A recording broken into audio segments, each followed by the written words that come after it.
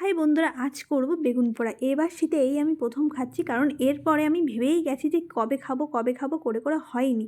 তো যাই হোক, আমি সবার আগে বেগুনটায় আমি একটু সরিষার তেল, মানে কি বলবো, মাখানো, ওটাকে বলে মালিশ, হ্যাঁ মালিশ করে নিয়েছি। তারপরে গাটা হালকা ছুরি দিয়ে একটু চিড়ে চিড়ে তার মধ্যে রসুন আর লঙ্কা সে একদম মানে সিদ্ধ হতে দিয়ে দিয়েছি, যাতে ওর সঙ্গে সঙ্গে সিদ্ধ হয়ে যায়। যাই হোক, এদিকে একটা সুন্দর লাল টকটকে টমেটো আমি পুড়িয়ে নিয়েছি। তো এইদিকে এই যে ধনেপাতা, কাঁচা লঙ্কা কুচি, শুকনো লঙ্কা, পেঁয়াজ কুচি আর এই যে বেগুন আর টমেটোটা আমি পরিষ্কার করে নিয়েছি, নিয়ে আমি সুন্দর করে মাখিয়ে নিচ্ছি। আর এর মেইন সরিষার তেল, মানে একটুখানি দিলে হবে না, অনেকটা দিতে হবে, যাতে তোমার পেট জ্বালা করে। সে যাই হোক, খেতে তো টেস্ট লাগবে।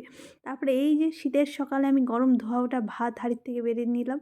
তারপরে এই দেখো মাখাটা বন্ধুরা, কী আর বলবো, মানে চিকেন মাটন লাগে না বন্ধুরা, কি বলবো, এর সঙ্গে লাগে না, জাস্ট এটা মানে অসাধারণ অসাধারণ। তো এই যে খেতে বসে গেছে, মানে এখনও ইচ্ছা করছে, ইস আরেকটু যদি পেতাম, জাস্ট অসাধারণ বন্ধুরা।